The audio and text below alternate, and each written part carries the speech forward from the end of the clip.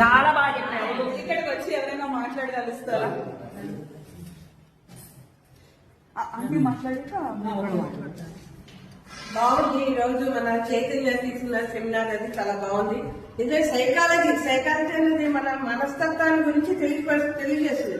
అందులో మనకి ఈ వయసులో ఇంకా పిల్లలు పెళ్లి అయిపోయి పిల్లలు పెద్దలైపోయి వాళ్ళ బాధ్యతలు తీరిపోయాక మనకి ఏంటంటే మనకి యాక్చువల్ గా వయసులు ఇచ్చాక అనారోగ్యాలు వస్తాయి, బీపీలు షుగర్లు రకరకాలు వస్తాయి. అయితే ఏంటంటే మనం దీన్ని కంట్రోల్లో ఉంచుకోవాలి అనుకుంటే ఫస్ట్ మన ఆలోచన విధానం మార్చుకోవాలి. బాగుంది అన్నట్టు ఏదో అక్కడికి వదిలేసేయాలి. మళ్ళీ దాన్ని పట్టుకుని పీక్కుని ఎట్లా చేసుకుంటే ఇంకా మన అనారోగ్యాలు ఇంకా ఎక్కువ అవుతాయి, ఈ మనశ్శాంతి పోతుంది.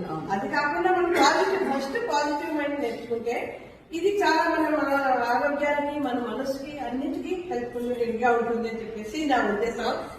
చెప్పేది చాలా బాగుంది. మనం అదే మన ఆలోచన పెంచుకుందాం, మన మీద మనం ఫస్ట్ ఉంచుకుందాం. అది మన ముందర మనం అనుకుంటే మన ఎవరైనా పక్కన అనుకుంటే మనకేముంది, మనకేం తగ్గదు. అది మనం ప్రశాంతంగా ఉంటేనే మనం హెల్త్ కూడా. మన పిల్లలు వాళ్ళ ఉద్యోగులు వచ్చే దూరాలు ఉంటారు. ఇప్పుడు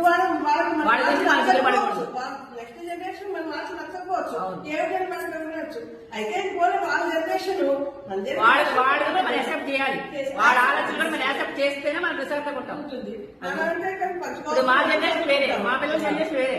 ఇప్పుడు వాళ్ళ ఆలోచన తగ్గట్టు మేము వెళ్ళాం అనుకోండి, వాళ్ళ రూట్లో మేము కొంచెం మనం మనసు అందుకుంటాం. మా రూట్లో మేము నడవాలంటే అది నడవదు. కొన్ని వాళ్ళ వినాలి, కొన్ని మన అది ఉంటే ప్రశాంతంగా ఉంటుంది.